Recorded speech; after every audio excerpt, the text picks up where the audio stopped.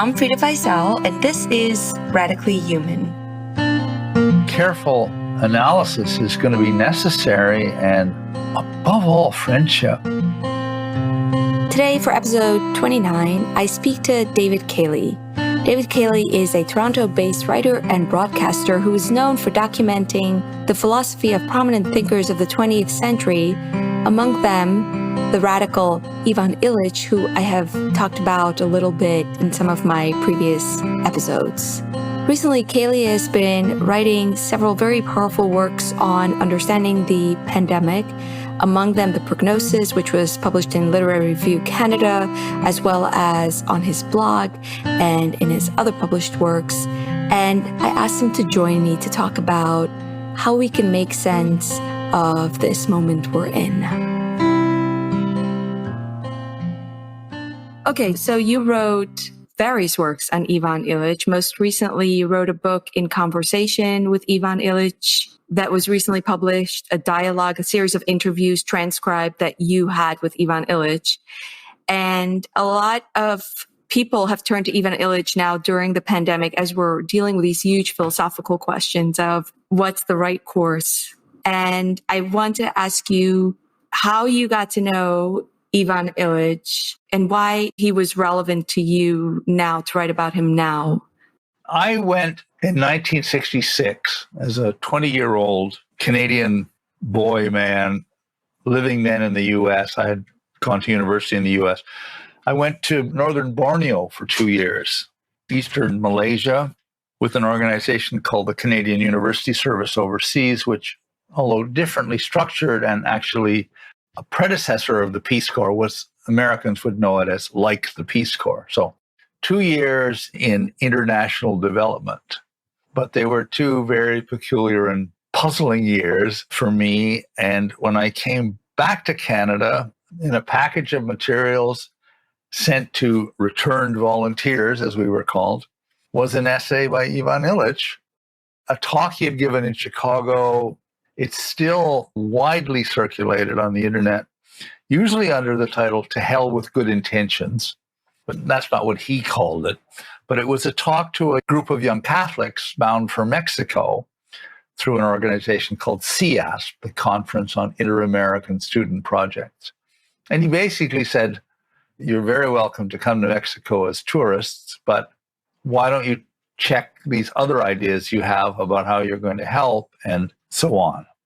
So you could say it was a sharp check to the myth of progress and of development, that he was the one who questioned the development myth for me. And it resonated. It really, really resonated. Had you already experienced during your missionary work the seedlings of doubt? Well, yes, because I was in a very peculiar situation in a Chinese village. This is rather a long story, so I don't think I should tell it all here. But the community were divided about my presence because their school had been forcibly, or at least under government duress, converted to English. I see. In order to participate in the school system of Malaysia. So I had quite an extensive experience of school systems.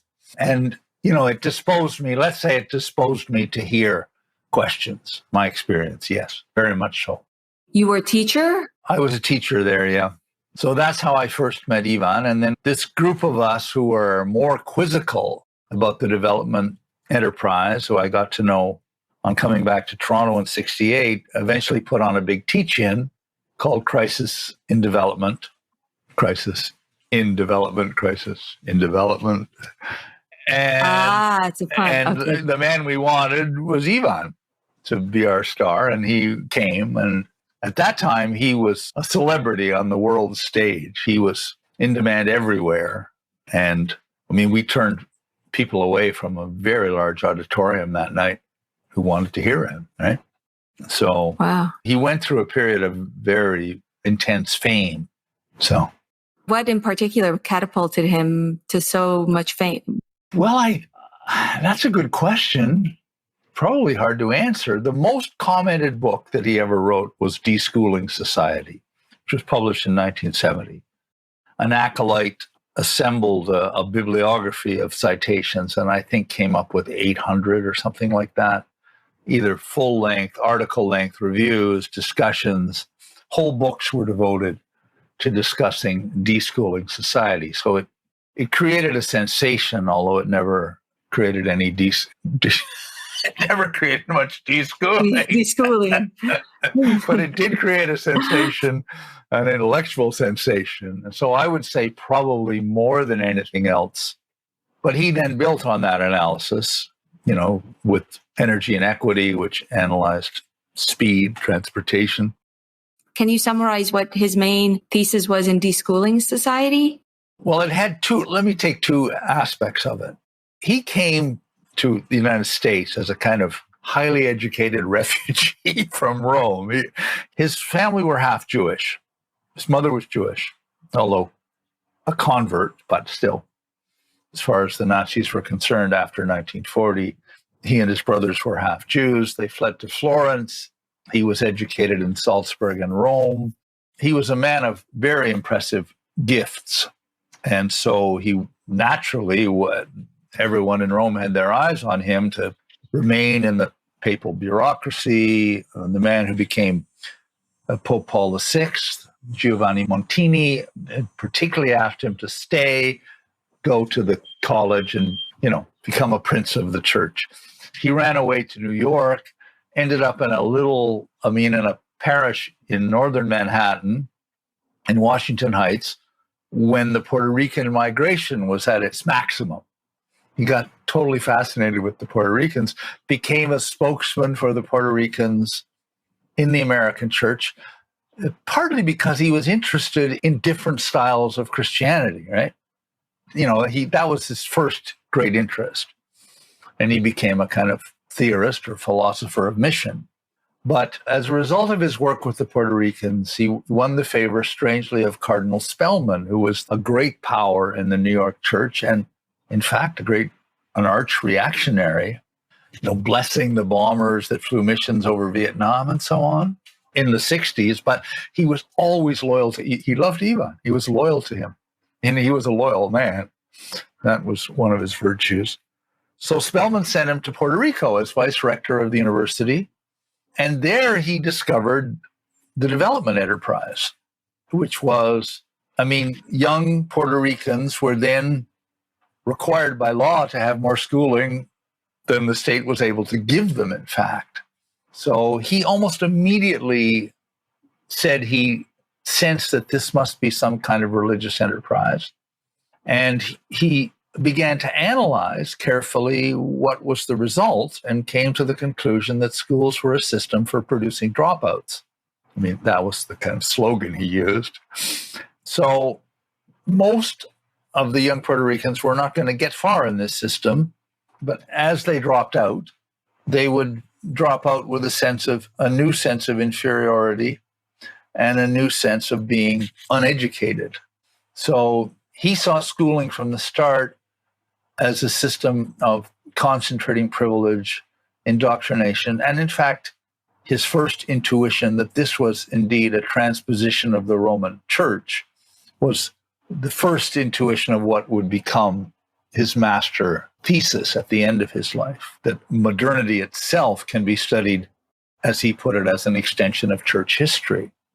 So he came to the conclusion that deschooling, and by deschooling, he meant something quite specific, which was a constitutional idea, that if this is indeed a church, then it constitutes an illegal establishment, i.e., the Second Amendment, or is it the First Amendment of the American Constitution? The first, I guess. Freedom of religion? Yes. No preference is to be given to anyone on the basis of religion, right? No religious establishment.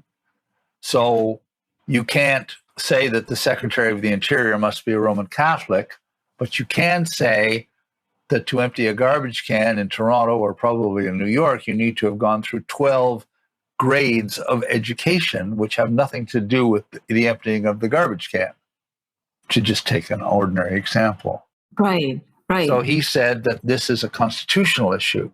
The schools, he didn't speak against schools for whatever limited purposes they might serve, He himself had a very good language school at the center he established eventually in Cuernavaca. It's a perfectly functional way to teach language. He said it should not be established. So disestablished school was what he meant by deschooling. And so now to answer the second half of your question, this became a kind of model of a radical monopoly. Schooling became a model of what he came to call a radical monopoly. Meaning what? Well, you can't do without it. You can't empty the garbage can. Okay, right? yes. You can't, if you're in New York during the Moses era and still in the aftermath of the Moses era, you can't get across the freeway. You're subject to a radical monopoly. You can't get anywhere without a car. You can't get anywhere without grade 12, right? Right. Those who don't wish to be vaccinated in Canada right now are antisocial persons. Yeah. I mean, they're being seriously denounced as antisocial persons. In other words, you can't get along without the vaccine. You're not allowed to get along without it. And that's a strong example because if you don't go to school, you're just a dropout. But if you don't have the vaccine, you're actually compromising the health of your fellow citizens. So at one point, this I think is in deschooling, he imagines what he calls the institutional spectrum. So institutions that are freely available, but not compulsory, a public library, a telephone exchange, are what he calls the convivial end of the spectrum. The school is at the opposite end. The radical monopoly end. Yeah, you can't do without it, and it actually disables you. If you try to opt out of the system. Yeah, you may be disabled. So this leads on then to a whole theory of institutions and what he calls paradoxical counterproductivity. So he began to suppose that all institutions, modern institutions, have a period in which they're helpful. Maybe minimal schooling really aids in creating mass literacy, which Illich never questioned as a good, as long as people were free. Medicine becomes effective at a certain point. And then he hypothesized a second threshold at which a limit is surpassed and the institution becomes counterproductive. It begins to defeat its own purposes. Its ambition becomes, what don't schools do now, right? And what won't they be asked to do? Schools are supposed to overcome evil. They're supposed to do everything. So then all these theories of counterproductivity, dominant or radical, dominant professions, radical monopolies, they all followed roughly the same lines, although they were the analyses. Medical Nemesis, for example, which was published in 1975, is a highly original and very stimulating critique of medicine. It's not just a cookie cutter application of a theory of paradoxical counterproductivity to a new field. No, I'm not saying that. But there is a narrative shape to the whole period, yeah. So obviously, I think the arc of all of his, especially from reading your writing, is to question this bureaucracy that is supposed to, as you said, improve society. And then at some point, it becomes about the self-preservation of the bureaucracy at the destruction of the ends it's supposed to be there for instance, medical treatment or education. And before we talk about how that plays in today, which the question I want to get to is how it's relevant today, I'm curious about the context at the time, what the reaction was. Was it controversial? Was he eaten alive? Was he... No, it's more paradoxical than that. There's a passage in Ivan Illich in Conversation, which is the transcription of an interview we did over many days in 1988, in which he says people forget what that atmosphere was in the 1960s, that there were people who sincerely wanted to make a new world right now.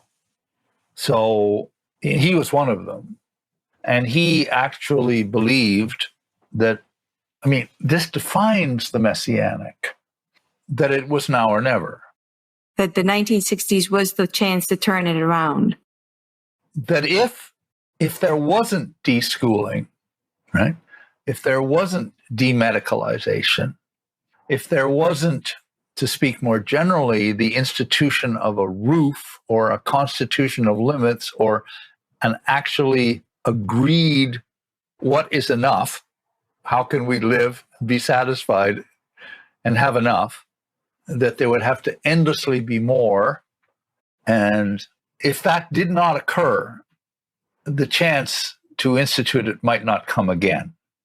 He said, now, this must be done now. He believed that was the character of that moment in time. And many other people also felt that that was the character of that moment in time, including myself.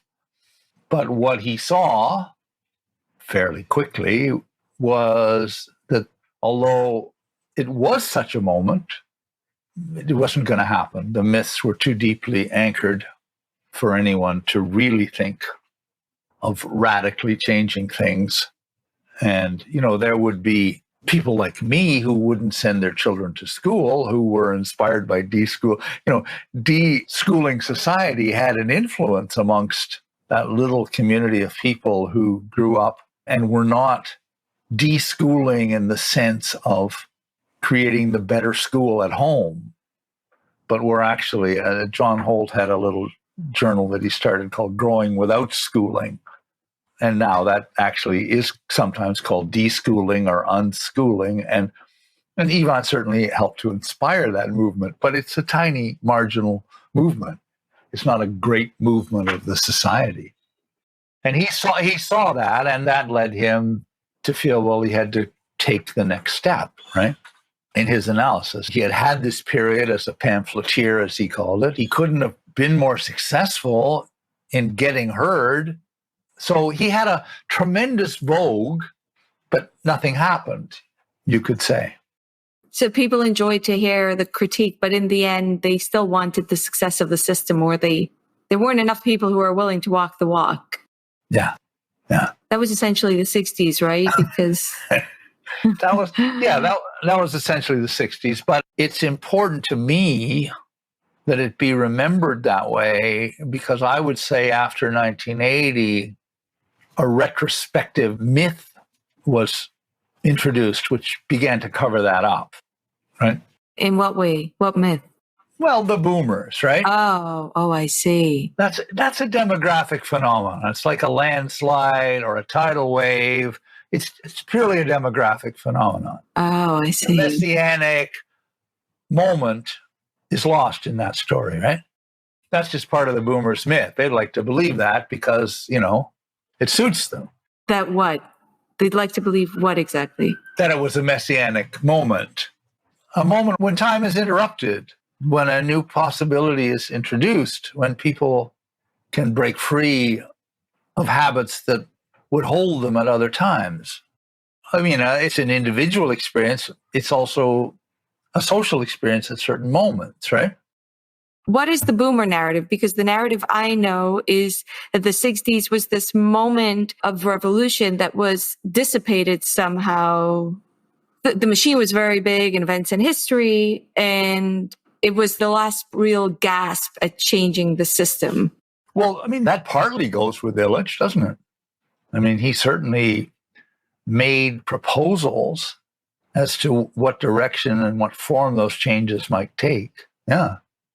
But I just mean at the beginning of the 80s, this was very striking to me. Suddenly, it seemed to me a matter of moments, a new figure appeared on the scene who was called the yuppie, the young urban professional. And you see this all the time now, that a new sociological figure is launched and suddenly everyone speaks that way, right? Within 2 weeks, everybody is suddenly saying, get a life, or something like this, right? So the yuppie appears. And the yuppie kind of absorbs the hippie. It absorbs the yippie, the Youth International Party. It says that what was going on all along was the doings of this big self-interested generation. And what they were creating, in fact, as young urban professionals, we now see them, was a more stylish form of capitalism, right? A more liberated, more stylish form of capitalism. I appreciate that you explained that. I hear what you're saying. And you want to talk about that moment that was real with Illich Yes. on the scene as well, where there was a real moment of sort of thinking about, and were you a parent of young children at that time? I have one daughter born in 1968. My other three children were born later. But yes. But you write about meeting Illich and impressing him by doing something different with the way you were raising the children. I think they weren't in school. Yeah, that came later. That came a little bit later. Oh. But yes. Yeah. So, this is something you write about also in the book, and I'm going to quote here because you were talking about how Illich believed that this is the moment to change things. I don't remember exactly the word you were using, but Illich sees the choice of austerity or self-limitation as the only alternative to intensified surveillance and management by technocratic elites. And in this sense, the book has disturbingly apocalyptic undertone. So, in fact, Illich expressly predicts a gruesome apocalypse if society does not master its tools. Right. What did he envision? Well, you're seeing it. I think more or less this. I mean, it's obviously the details are debatable, and it's a strange irony, I think, that climate science is made a kind of shibboleth. You have to accept it or not, or you're a denier. In fact, lots of forms of weather that have been seen before in the world, it becomes now an article of faith. Is this part of the apocalypse? Is this part of the climate apocalypse or not? I mean, he would not have been attached to that. He feels that it's an overall deterioration. I mean, it's complicated because he himself in the early 1980s came to the conclusion that something had happened which he had not expected, foreseen, predicted, which was the beginning of what he came to call the age of systems, which maybe at its root you would say is the replacement of the book as the root metaphor of knowledge by the computer or the cybernetic system.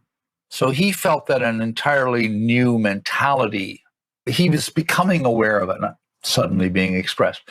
In the, once you see it, then you begin to construct its history.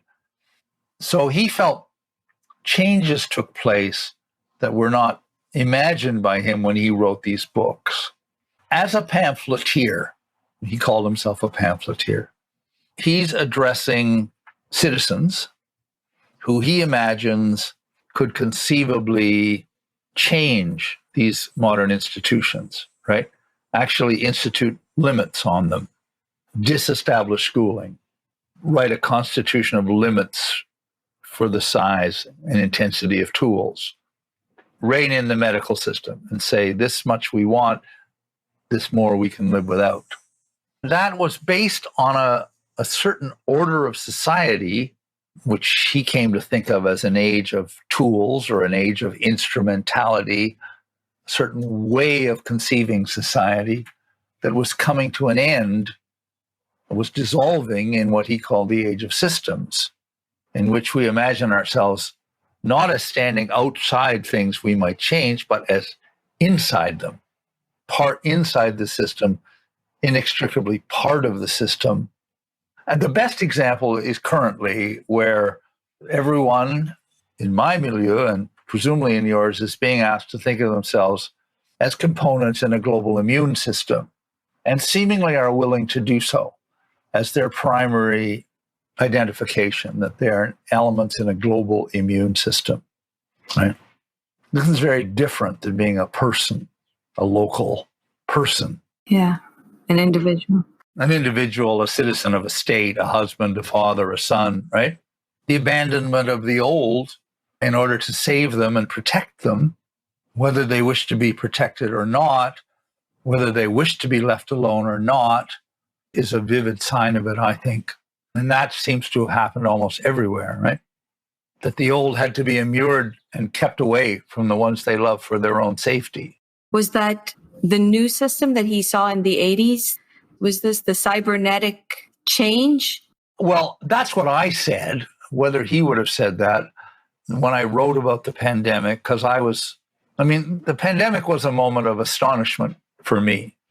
And, astonishment is a philosophical emotion, but perhaps one shouldn't be as surprised as one is. And maybe someone can say, but you predicted this. Okay, yeah, I predicted it, but I didn't expect it. Right? I wasn't ready for it. Suddenly it was there in a very impressive way as a form of rationality. And I felt and wrote that you could see over a generation or two how the preconditions for that form of thought were established. And I took it that assumptions about life, about management, about risk, about safety were a long time establishing themselves, constellating themselves as archetypal ideas, to put it in a more Jungian kind of language. So the astonishing moment in March of last year, when everybody seemed to know that a lockdown, and called a lockdown, a term previously used mainly in prisons and occasionally in schools, where it was already shocking to find the high school was locked down. Excuse me?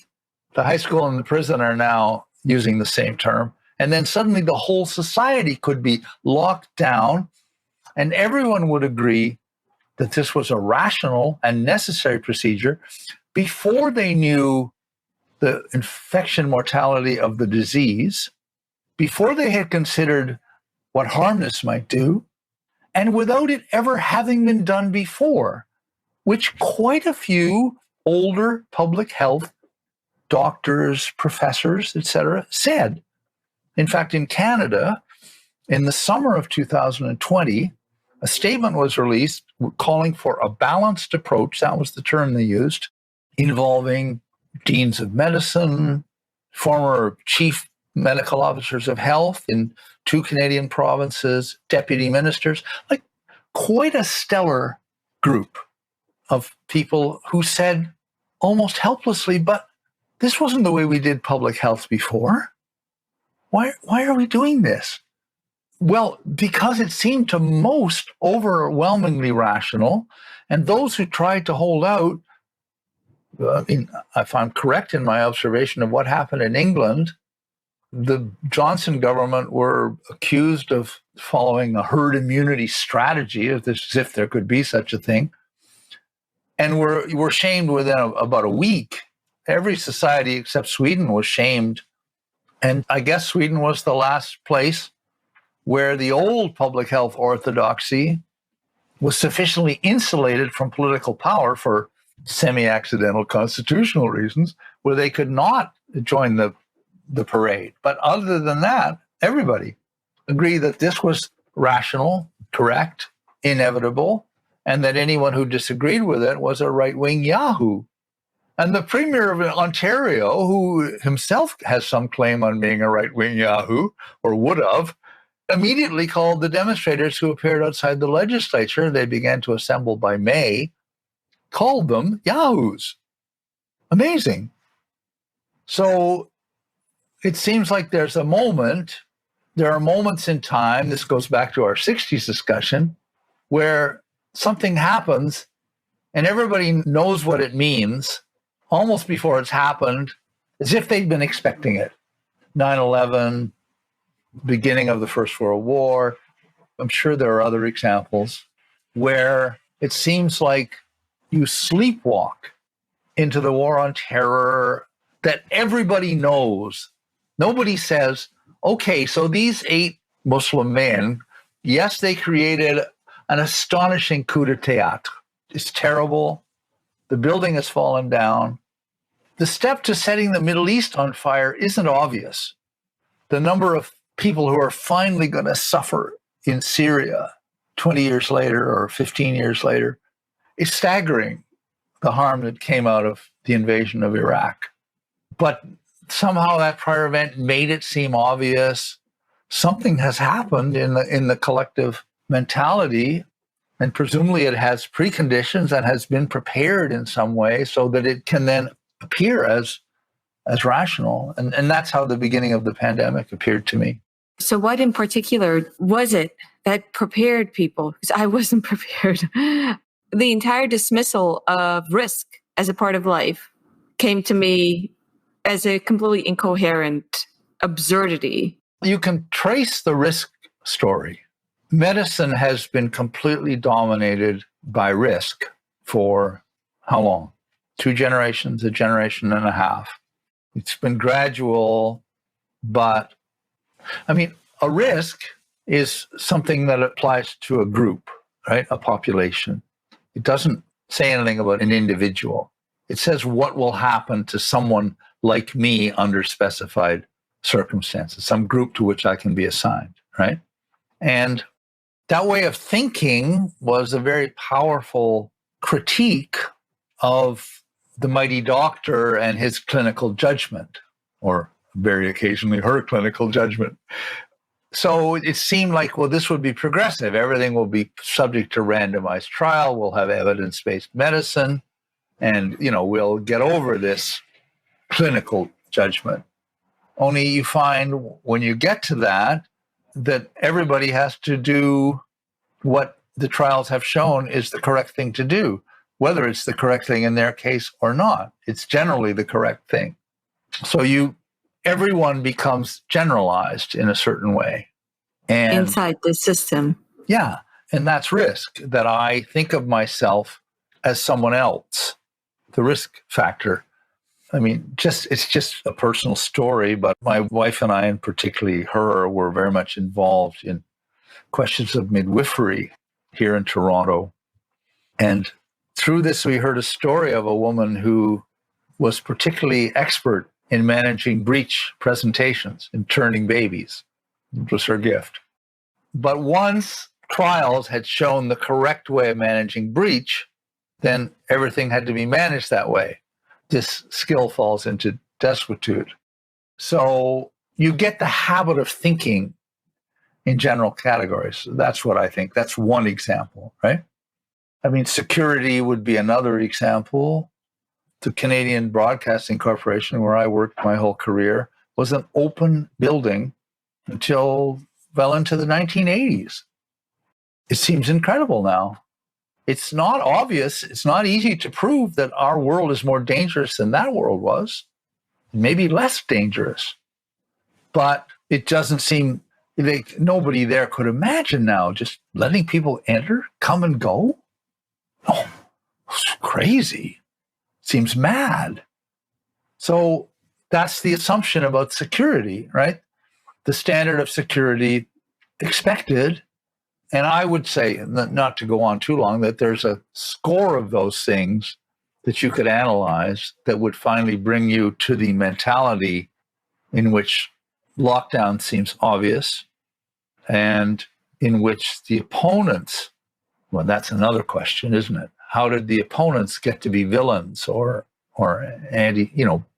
people about for whom you need to show no regard, no standard of civility, or saying, oh, you don't agree. Well, why don't you agree? Or what is your view? No, these are idiots, right? These are Trumpians.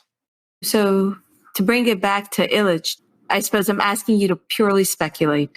How do you think? You knew the man quite well, right? You had all of these interviews and you really warmed him up and you gave him no choice to open up to you. So how do you think he would see what we have here in light of his larger philosophy? Well, from where we were talking before, he took several steps, but the first one was to see that the modern institutions are anchored in deeper certainties, right? He came to the conclusion that the deepest certainty, the most pervasive, the one he should work on and create a history, was scarcity. So let's say, go back to schooling. He said schooling is learning under the assumption of scarcity. It's not obvious that the means for my education or your education are scarce. There's a library. We're free to talk. I can learn an infinite amount. But the resources for learning must be husbanded in specialized institutions is an assumption of scarcity, right? That the means will always be scarce. Only a few will get to go to Harvard, etc. Yeah. So he began to explore a whole series of ways in which this way of thinking is created.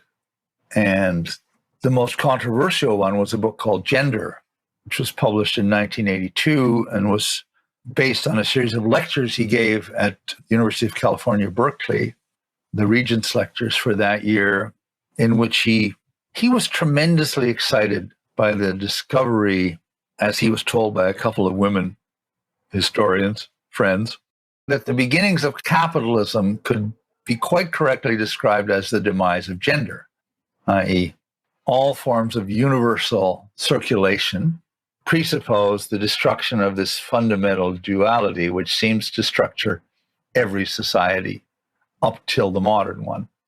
It's a construction. It'll be different in different places. Here, the women do this and the men do that. And over here, it's the opposite. But there'll always be the duality. So the destruction of that fundamental sense of duality in the world, he connected to the integrity of boundaries, to limits of size, that a community could not outgrow its proper size necessarily. There were simply things for which I must depend on you or you on me. There were things about you that I couldn't know. I could only imagine. I could reach for them metaphorically, likewise. So the relationship of gendered men and women in this old world, he took as the kind of bottom floor of a symbolic universe, which reaches, in his view, all the way to the throne of God, that we also can't imagine God. And so he laid all this out in this wild book. It's truly a miracle of a book, but he created it, very quickly. And there's a story of an old Canadian humorist called Stephen Leacox, in which he describes a distracted lover who rides madly off in all directions. So Ivan is kind of riding madly off in all directions in Gender, right? There's all these titled footnotes that it would be very hard for a reader to keep their footing. And at the beginning, it's not the beginning, it's the beginning of the strongly institutionalized phase of second wave feminism. It just sounds like he's saying, back to the kitchen, girls, if you don't listen. And in fact, 7 feminist professors in Berkeley arranged an after conference, and that was then published as a whole issue of a journal called Feminist Issues. And I would say Illich's reputation as a progressive sank in the wake of that critique. Can I tell you, because I'm not sure I follow, because the term gender has become so muddled. And I did read in your conversations with him about gender. I didn't read the book on gender, but my understanding was that he was critical of a capitalistic feminism, a feminism that makes progress for the few into the patriarchal or consumerist or the competitive markets, while destroying female spaces, female roles. Was that to some degree? That's exactly right. That's what he said in the book. Yeah. The term gender was not in wide use. Uh-huh. He remembered going to his publisher, Pantheon, and they said, "What? Gender? Like, that's the article you put in front of the noun. Like, what are you talking about?" It was the term. I found a little bibliography that Donna Haraway did in the 70s on writings on gender. So it's not as if nobody was beginning to use the term in the new way. But if we, let's say, dated from Judith Butler's Gender Trouble in 1990, then, and Illich has been completely written out of this story. You will never find a reference to him in any of these writings. But essentially, the term is now used in the opposite way. He tried to create sex definitions, and now it's the opposite. Yeah, a definition of, like he made sex and gender one of these classical sociological pairs, right? Uh-huh. And now it's been unpaired. Now you can be male sex, but female gender. Yeah. I see. Well, and the gender stands with the old regime. Sex symbolizes the modern way. Ah, So the term was taken over, but completely changed. I mean, this is a whole other study. yeah. Although the book is starting to be read again and was reissued in Italy not that long ago with a foreword by Giorgio Agamben. So it's not a lost cause, but it was a badly misunderstood book. So that kind of brought an end to this history of scarcity project. I see. Right. And then, but he went on to write about text and modernity and the computer metaphor, and then latterly to explore with me the whole question of the church and modernity, and what the idea of modernity as an upside down or inside out Christianity is explored in a series of radio broadcasts I did in 2000, and then which became a book called The Rivers North of the Future, which was published after he died. So I haven't answered your question because I don't really want to transplant poor Ivan into this. He's already been. I think, if you go back to the 80s, when he's asked to revisit medical nemesis 10 or 12 years later by the British Medical Journal, he says a lot of these things, right? That he begins medical nemesis with this strong sentence, right? The medical establishment has become the major threat to health. But 12 years later, he says, what medical establishment, right? There's a system of which this supposed establishment are functionaries, but you can no longer find the medical establishment, right? Why? Because people are following system parameters, system protocols. This is how we do it. This is what our ethics code says. This is what our vision is. The system has completely eclipsed the individual. I'd say the group of doctors. Yeah. I'm not saying there isn't still a skillful surgeon who's more skillful than this other surgeon or something like that. I'm just saying, generally, the way he imagined the medical establishment has completely changed. And he is convinced by the later 80s that the pursuit of health is now the major threat to health, that the cult or the worship of health itself, which is a form of the worship of life, which is not the individual person, but about breathing and pumping heart. Yeah, saving lives. I think if you carefully analyze the discourse of saving lives in the pandemic, you can see that it doesn't have to do with individual persons. The person who's 91 or 86 who wants to see their son or daughter and is quite prepared to die if that's going to happen now, who's ready to die, who may be warehoused in a place that they don't really, et cetera. It's not about that. It's about saving lives. How many lives have we saved? Right? Yeah. Almost a commodity. Those lives are a resource. They're some sort of institutional resource. Yeah.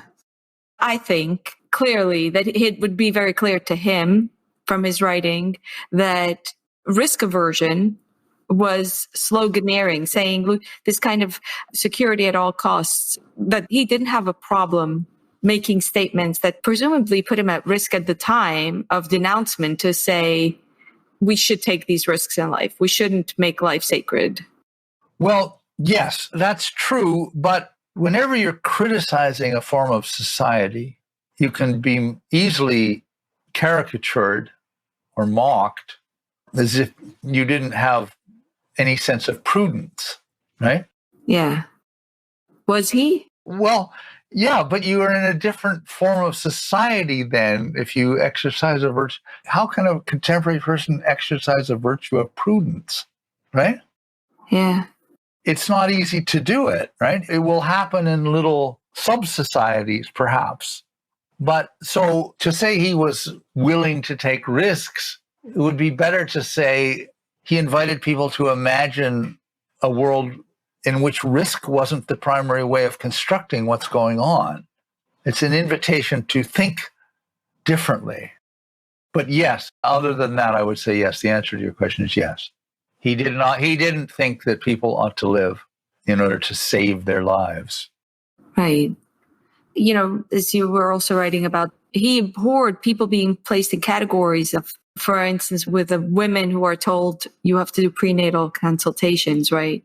These are all part of the same system of thinking where odds are more important than the individual and their circumstances. Yes. Yeah, that's exactly right.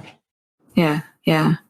So I guess what I'm not clear on, and I want to make sure that I follow, is I'm trying to better understand what we're saying about, he saw, for instance, schools as a system to fix, and then with a cybernetic metaphor, with the systems as the overarching diagnoses.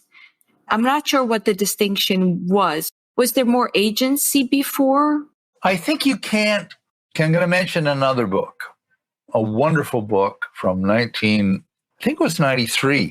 called In the Vineyard of the Text, which is a study of how Hugh of St. Victor, who was the abbot of a monastery on what today would be the left bank of Paris, but then was just outside the walls of Paris, how did Hugh of St. Victor read?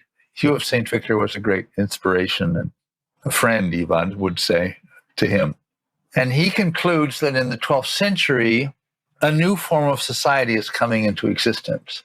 So what he calls monkish reading, from which his metaphor of the vineyard of the text, in which the words are tasted, in which reading is a sensual sensory engrossment recommended by some antique authorities as a form of exercise, because you voice the words, since what you mainly read was scripture, the scripture encompassed you did not encompass it. Whereas he imagines, now he's never really received credit for this, because Marshall McLuhan's The Gutenberg Galaxy and Elizabeth Eisenstein's companion book on modern printing have said, well, print literacy really, we date this from the Renaissance. But Illich says that there were a series of changes in the page in the 12th century, in the scribal page, that created the modern book, turned it into a scholarly tool. I mean, imagine reading unseparated letters, for example. But a whole lot of other changes are made: paragraphs, glosses, footnotes, chapter headings. The whole thing becomes perspicuous, visible, he said, in a new way. He called it visible text. And a visible text can be the mirror of a mind. So the modern reader, even beginning in the 12th century, he overlooks the text. The text doesn't any longer overlook him or her, which encompasses which. So this is a metaphor of what he calls the age of tools, the age of instrumentality, which he imagines as lasting into our time and being marked by an extraordinary intensity of purposefulness not previously seen amongst human beings. And it's obvious enough that this society took over the world and dictated the way of life which now prevails everywhere for whatever reason.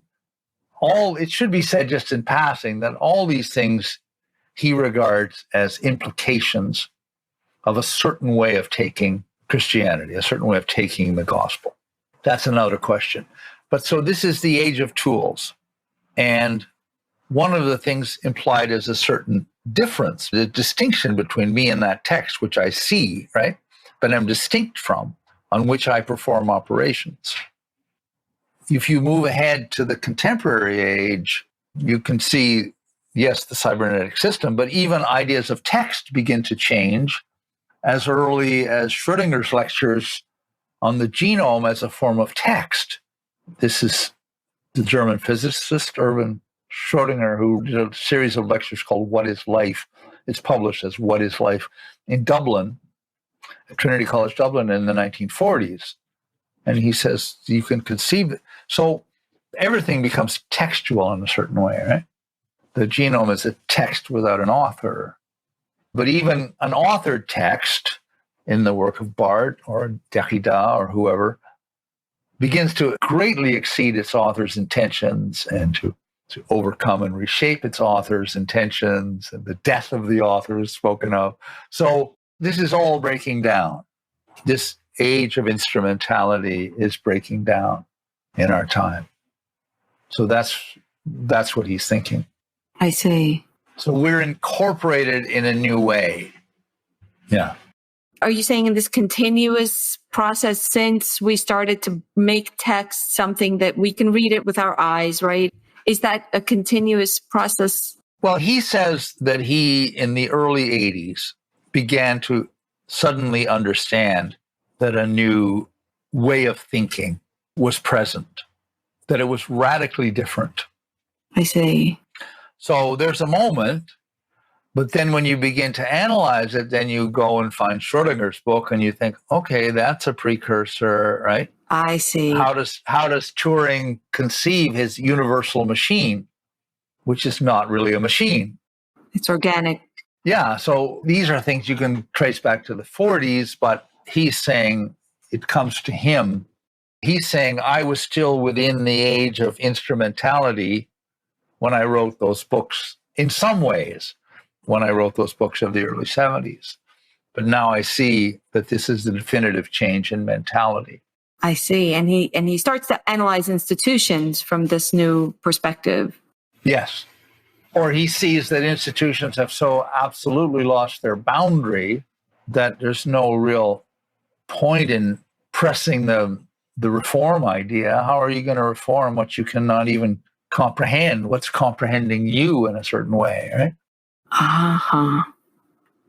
So if we're left with that powerlessness, where did that leave him? If you could no longer just change the Constitution in terms of what school is. Well, since his Lord, Jesus Christ, he defines as the powerless one, the one who submits to ostracization and to crucifixion outside the walls of the city, who shows loyalty to his people, who shows love for his people by accepting to be ostracized and indeed killed by his people, and killed even in this astonishing indignity of being lifted off the ground, right? Of not even touching that earth any longer. If that is God, then he's known he's powerless all along, right?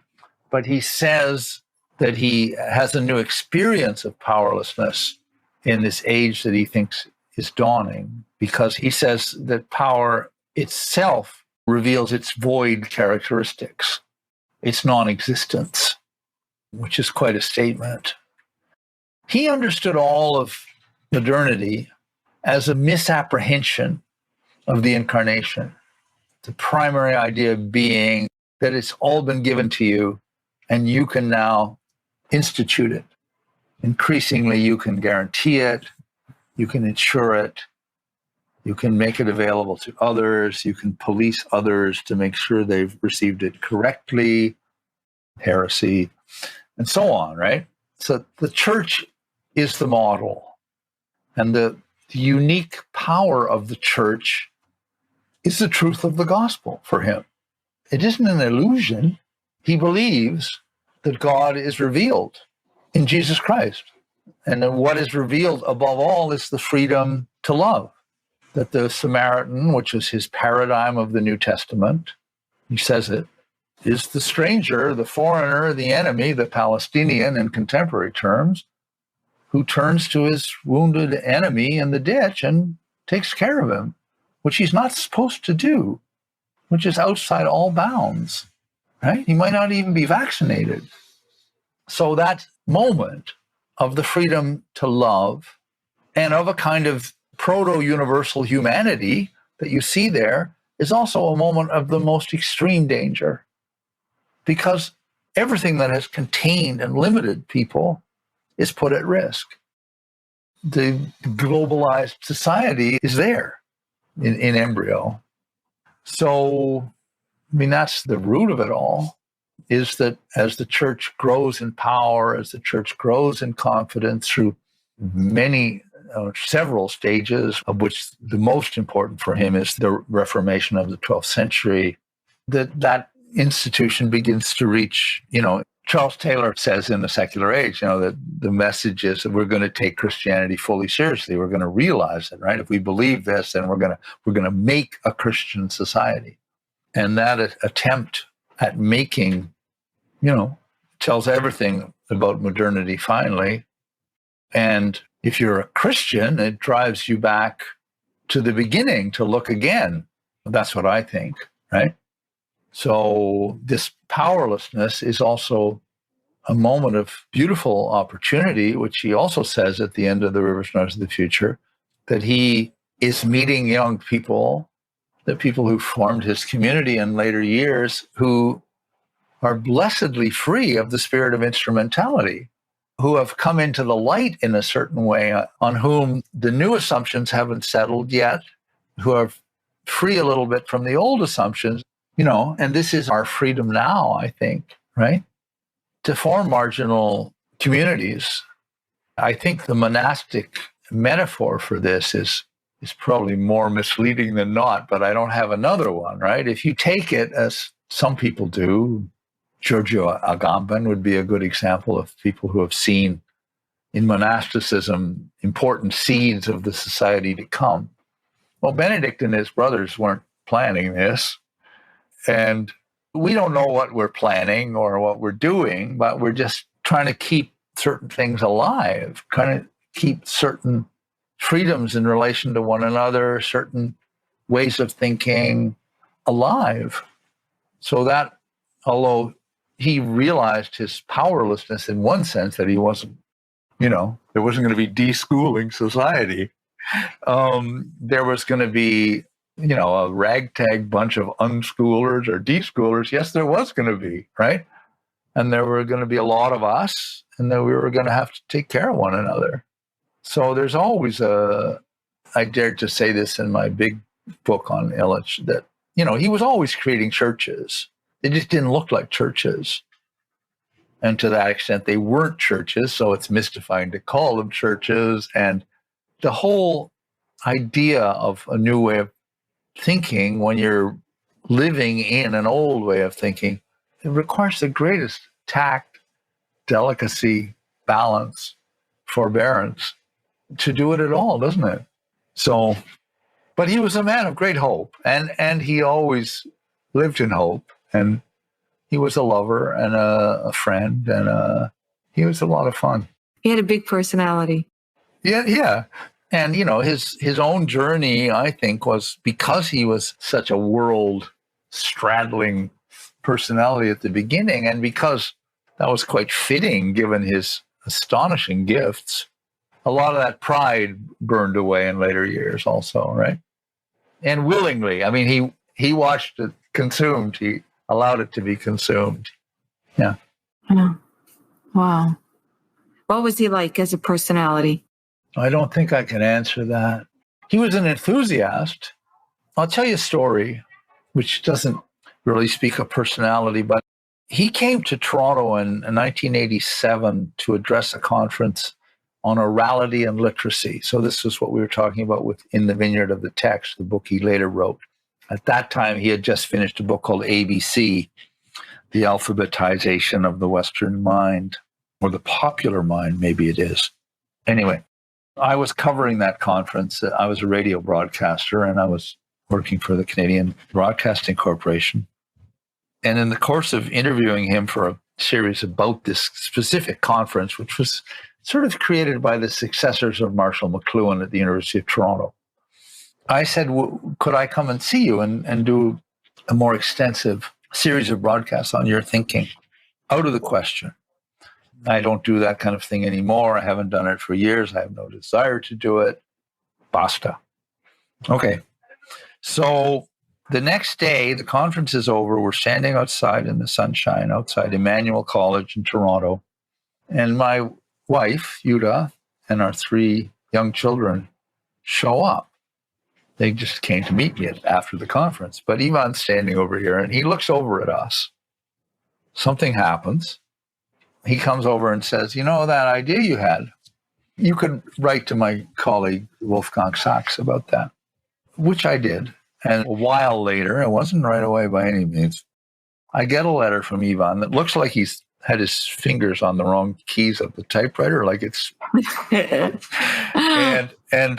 and it says that he will do what I ask, and that he promises me his obedience. And I had no understanding at that time of what obedience meant, because it certainly didn't mean doing what I told him, but it meant a kind of attentiveness or a kind of opening to another one, that he would be true to that. He would follow that. It wouldn't be a submission. It would be a dance, but in the dance, he would follow as well as lead. And that's what happened. That's exactly what happened. So for me, that moment was not just watching that happen to Ivan, but then knowing I can do that too. And perhaps I've been doing that all along, but now I see what it is, right? It's actually living from a call or from a calling, which is not a planning, but it's a kind of attentive. And it's also not a giving up of all safety, of all precaution, of all, we wouldn't get to the corner if we lived like that, right? We have to, discretion remains always the mother of the virtues. Judgment is always necessary, but one can, within that framework, attend to a call, and that's a way to live. And that's the way he lived. So that almost everything he created can be traced to either a person or an exigent circumstance, right? But fundamentally to a person, those young Puerto Ricans who were turned into dropouts, you can say inspired deschooling society. And so it goes. So he was a friend. Yeah. It's interesting that when you talk about that, him saying he's going to be obedient, to you, it made a powerful impression that he was saying, I'm going to have an openness to this serendipitous encounter I've had with you and your children, and I'm going to follow it. So there's a series of terms in his thought which lead to the surprise. And this helps me a little bit, because just go back to the beginning when I used, perhaps a bit recklessly, the term messianic, right? Because it was imposed on him to live outside the church, right? He was a priest, and a very devoted priest. His friend Joe Fitzpatrick said that the reason the Puerto Ricans loved him so in New York was the devotion with which he said his Mass, the evident devotion. Joe Fitz used that term, devotion, with which he said his Mass. So that was him, but he was also an apostle of a new church, as he put it, right?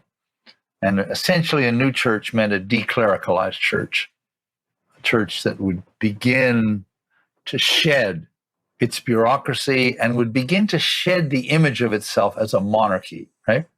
A church that would adopt new models of what kind of community it is, and not the ones that are still dying every day under the image of papal monarchy. So anyway, long story short, he was summoned to Rome in 68 and subjected to inquisition. I mean, it was formal inquisition and was under the auspices of what by then was called the Holy Office, but the Holy Office was a mutation of what had originally been the Inquisition. So he was subjected to inquisition. He refused to cooperate. The next year, his then thriving educational center in Cuernavaca, Mexico, was put under a ban by the Vatican, and he said, enough. I will withdraw from all formal exercise of my priesthood. So he never renounced his priesthood. He never ceased to be a priest as far as the church was concerned, but he never functioned as a priest again. So he had to learn how to function outside the church. Now, some writers about him have said that he went underground, in effect, that he created an apophatic theology, so that deschooling society is really a Romana clef about the church, or, that he's only disguised. I don't think that's at all true.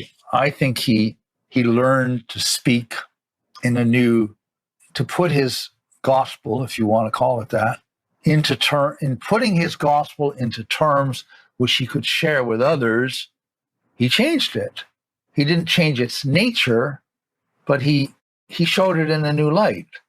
And So I think he's one of the ones who shows how Christianity can be present without becoming a religion that then necessarily is in competition with another religion or contradicts another religion, or he shows a way of taking his faith.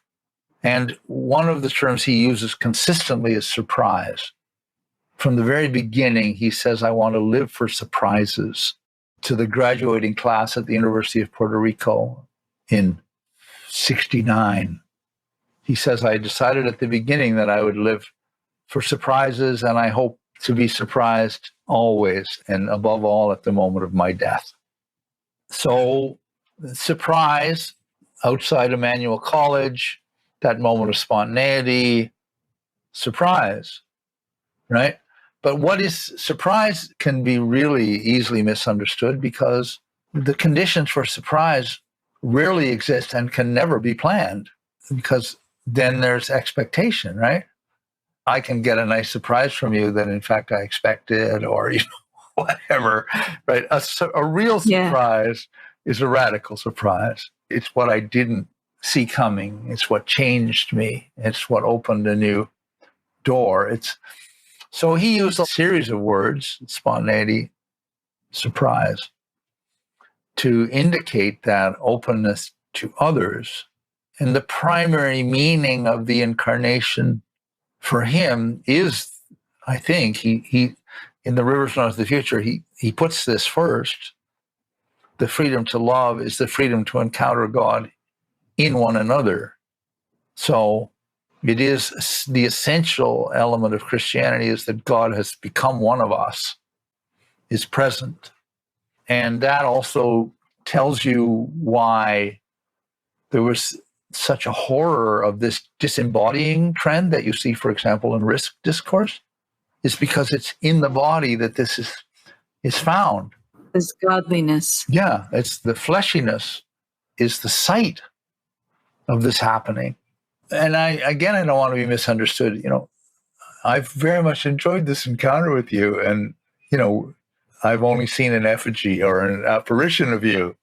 And I lived my whole life as a broadcaster doing, as a present to others, as a disembodied voice. And I know the difference it made to people sometimes to hear some of those things and that it made to me and so on. So it's not to make a thing of the flesh, as it were, and in fact, we have a perverse form of embodiment very often with this endless obsession with the body. Yeah, the body image and the right vitamins and all the rest. But if embodiment is understood, the voice that goes between us is also body, then that was the horror of disembodiment, right? Of actually thinking of myself as another. Yeah. Did he hear of all the transhumanist plans to upload the brain into a cyber? If he did, he never spoke about it. No. But obviously he wouldn't have cared much for it. No. How do you feel about that? What do you think on that? I think it's the end of humanity. Yeah. Right? Yeah. I don't think our destiny is to live in a vat. No. Yeah. It wouldn't be very pleasant, I think. But I do see the pandemic as a step forward, pardon the expression. Mm-hmm. And I am kind of amazed at how readily it's been accepted and not seen that way by even people I'm close to. So it's been quite a year in that respect. Yeah.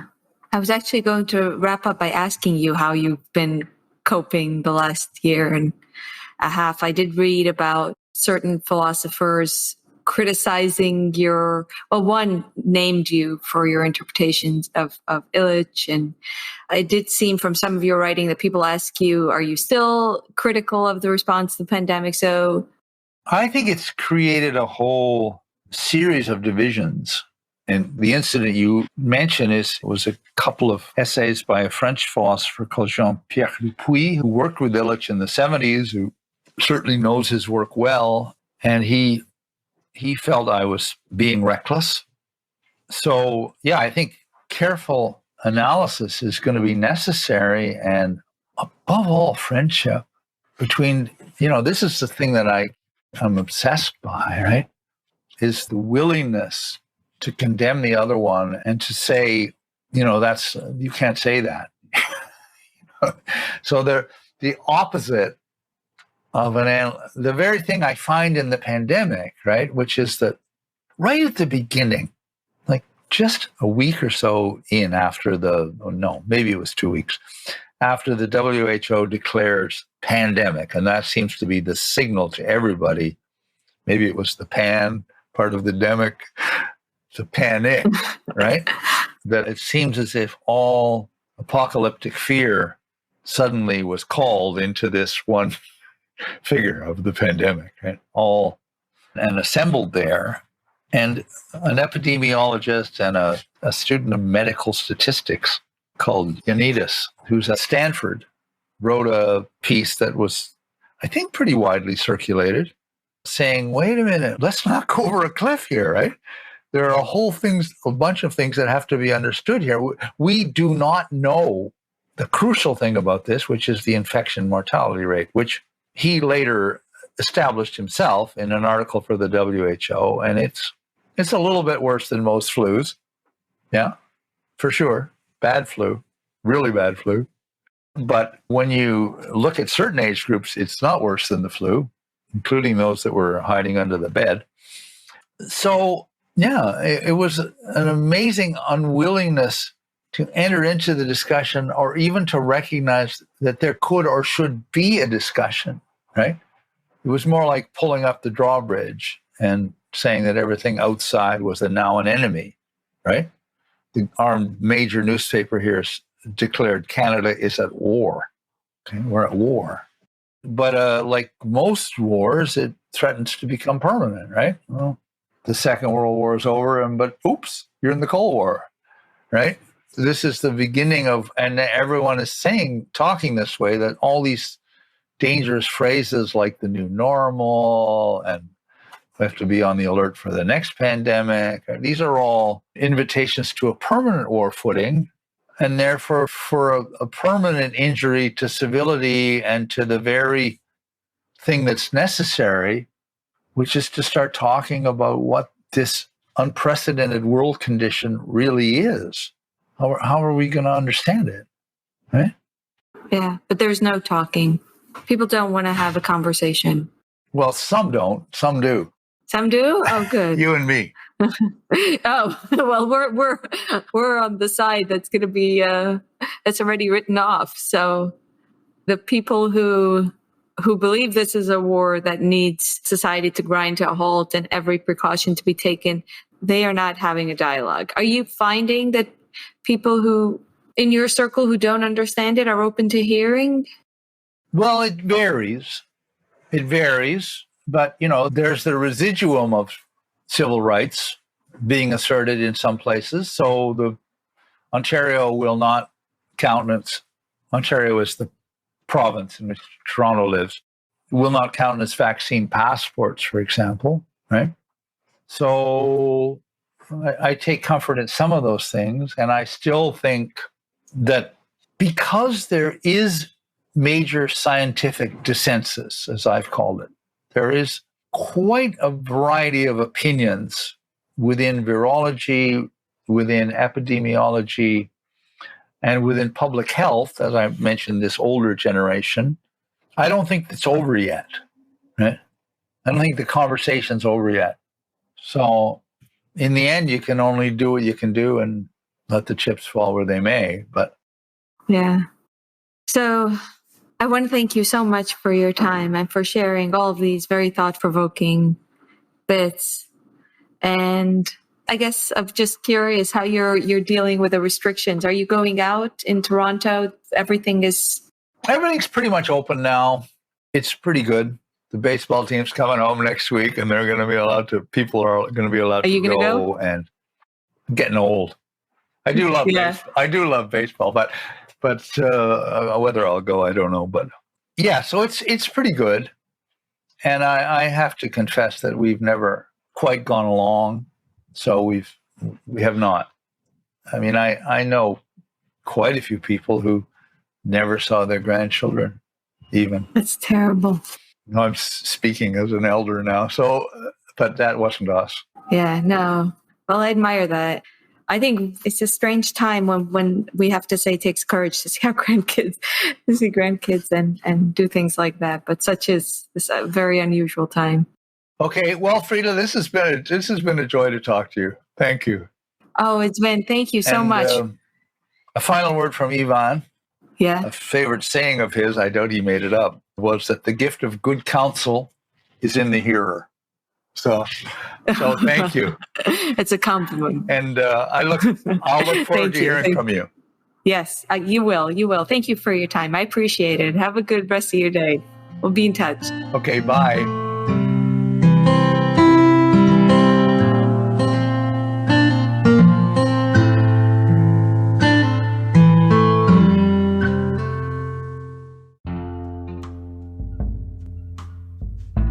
Well, I hope you enjoyed this episode of Radically Human, the podcast hosted by me, Frida Weisel. Since I'm very little online, I need your help getting the word out there. So if you can social media, like, subscribe, spread the word any way you can, it'd be much appreciated.